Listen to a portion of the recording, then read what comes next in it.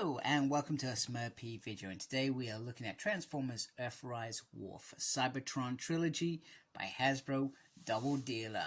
And I've been eyeing this guy up for quite a while. By quite a while, I'm talking about Christmas time. And I missed out on a really good deal with In Demand Toys. They were selling for 34 quid, bargain. Didn't snap it up, missed it. Damn it. And then recently I thought, you know what, I'm going to grab him because I really wanted him. And I wanted him to put him with, in my mind, Galvatron's Decepticons, because that's how I feel he fits into this team. So I've missed out on a couple of chances to get him for a decent price on eBay, around 30, 40 quid.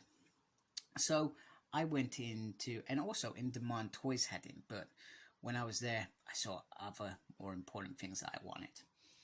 And I was casually in-game Friday afternoon, and I saw it automatically transform. I thought, hey, what's that over there? Had a quick look. Bang! 25 quid bargain. I am very, very happy. So moving on from my delight from my bargain, on the side he has some beautiful artwork there, which is very, very nice. He's a leader class figure. And on the back is the usual displays that you can have him with. So robot mode, rocket mode, second rocket mode, and bird mode. Now I think when these were coming out, I probably wasn't buying them. It was around the time that, even though I still had toys for many years afterwards, it was around the time that Transformers G1 style weren't perhaps as cool as they were. So these were around the time that these later figures with season 3 and season 4 were figures that I easily skipped. They were not the Transformers that I want. So he's not a figure that I was ever interested in. I'm rewatching the G1 thing now, and I'm actually looking forward to seeing when some of these characters come in, because I'm not entirely sure. And if it was in that 3-episode stint right at the end, it was just like, hey, do you know what? The series is ending, let's sell some Transformers, let's get loads of characters in it. It was literally like that. So I'm going to crack Double Dealer out. Okay, so here is Double Dealer out of his plastic prison.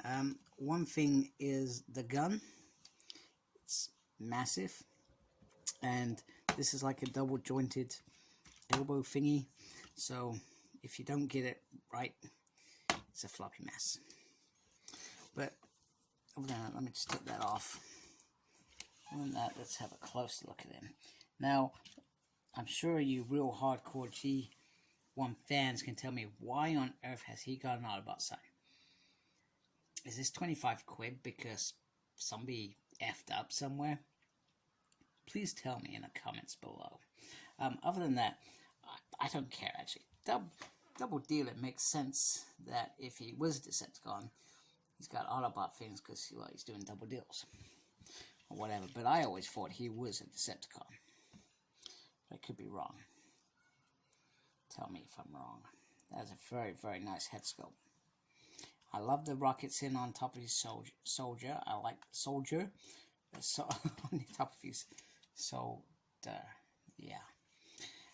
I'm sorry. That was terrible. This piece just fits on there. I feel it has no meaning.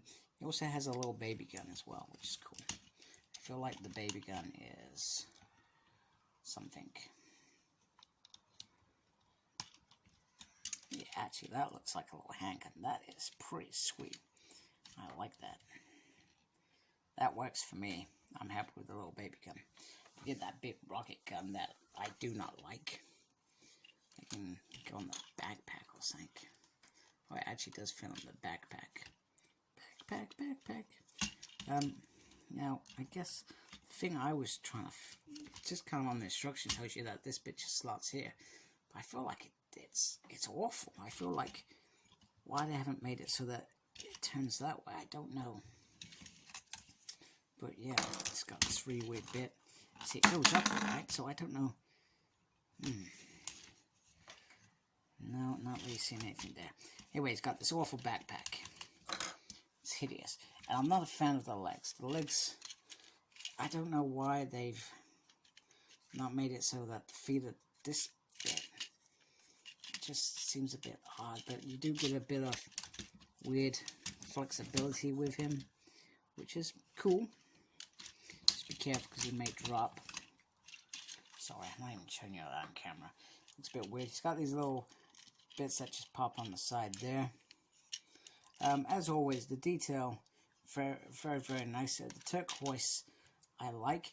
I do feel like he feels a bit more animated than some of the figures we've got because of the very bright colors, and then the back, which I just haven't figured out what on earth is going on there.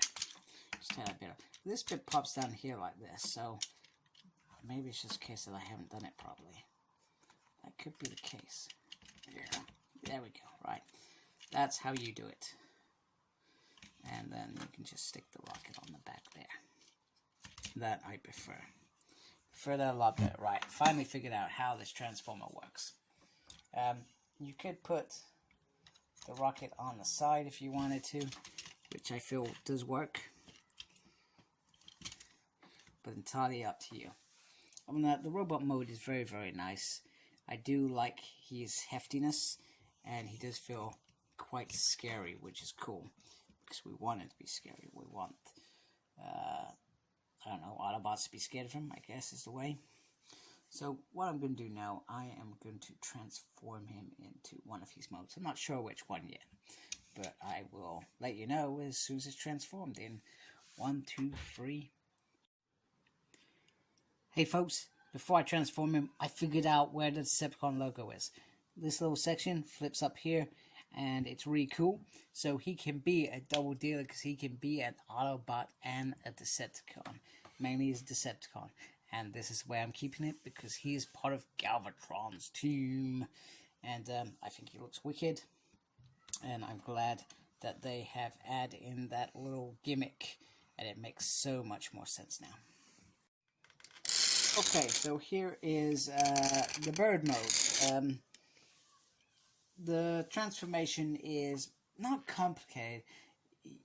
I feel like I just had to be a little bit more patient in some of the things that were on there, but it doesn't feel like it's, you know, we got this big massive backpack here, and you just got some wings and a head and some claws, and that makes the bird section, if that makes sense. But it's okay, because this isn't the mode that is gonna kill it in my mind. This is the mode that is, that's cool that they managed to find a way to achieve that. And they did find a way to achieve that. It's very simplistic.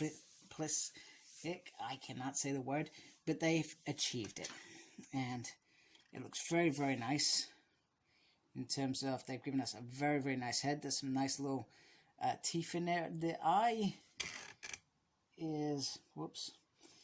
I feel like they should have done something more with the eye. I was hoping it was lead piping, but I'm not getting anything from that. But I do like that. That is very cool. That's like a, I will eat your head. And then he does have the rocket on the back, which you can, sorry if my thing decides to focus, you can maneuver into a decent position, but it's very top heavy. So even if you could get into a decent position, it doesn't really work. But you have to have the rocket, because if you don't have the rocket, you see the legs on the top, and it looks ridiculous. And you've also got to get this into a very good position to get him into that. But it's okay. I'm not saying it's the best art mode, but they have done okay to get it the way it is. So kudos. They've also fit, you got the guns under here and under here. It would have been cool if you had two of those guns, because then it would have looked even, rather than whatever that thing's meant to be, because I don't know what that's meant to be. But it's cool. It works. It's not a mode that I'm probably going to ever have it in, but I would say that this is probably too complicated for a kid as well. That is maybe under 5. You wouldn't buy this for your 5-year-old. because they would just trash it. They would never understand it, and you want somebody who's perhaps over 5. That's me actually being quite disrespectful for under 5s, because under 5s are actually very intelligent. In fact, I'm going to retract that statement, because I know if I gave my daughter this, she would keep doing it until she figured a way, or she would watch YouTube. That works as well, because we all watch YouTube to transform things. I do it all the time. Although today I've used the instructions, not always a big fan of instructions, and sometimes watching people like Prime versus Prime, or MGO, the Freako Geek himself, sometimes they just make it so much easier than trying to read the instructions and figure out yourself, because I'm human, I make mistakes. So let's move on to the final mode. Now, this is the mode that I was probably most excited about. And you almost feel like the robot mode works. It almost feels like the robot mode and the bird mode have not suffered. They've had to adapt, and that everything they've done is about making this mode perfect, which it looks absolutely phenomenal. Absolutely phenomenal. I love the detail once again on this figure. It's absolutely beautiful. Got a nice thing if it's got a little, I don't know, human in there perhaps, and it just gradually, it just looks very, very solid. And even the rocket feels a lot more solid. I mean, look at that. You can get in a really cool mode. It's ready for battle with the, I'm still not sure what on earth this is, but it's about. And then you can obviously do this bit if I don't pull it out. Yeah. Where you bring this down like so. If I get that in correctly, there we go. And then you can gently bring that down like that, and it is ready for launch. So this mode is certainly worth its weight in gold. I guess the only issue that I have with that, you can see his head in there, but it's not a big deal. Not a big deal at all, but certainly looks very, very cool like this. Very, very impressive. And it just looks phenomenal. You know, just the fact that you just boom, boom, boom, boom, boom. There we go. Shove that in there, and off it goes. You know, it's a rocket launcher. You can just get in there and say, hey, pew. And it's got things to protect itself. So this is the end thing. And with this clip here, you can attach it to other bits as well if you like. That's entirely your prerogative. But I feel this mode is the best mode. I guess the advantage of the bird mode is that if Double Dealer had to get away quickly, he could just fly off. Nice and easy, no hassle. Look, I need to get out of here. The Autobots surround me. Transform, fly off.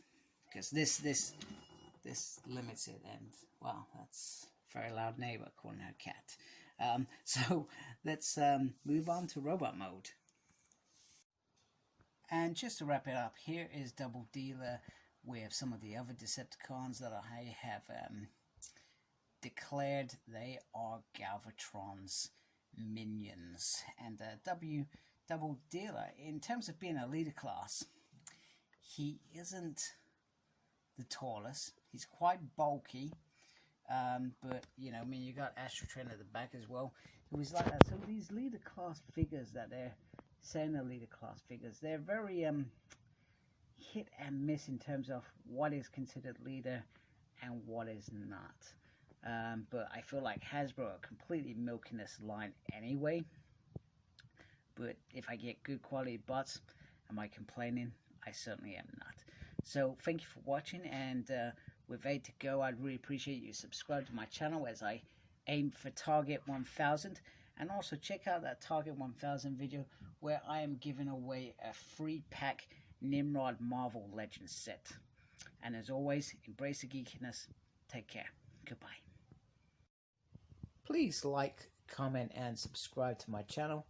Follow me on Instagram, Cyclops Smurd. I'm on Twitter at SmurdP. No idea what I'm doing there. I'm also got a page on Facebook, SmurdP. And embrace the geekiness. Thank you for watching. Take care. Goodbye.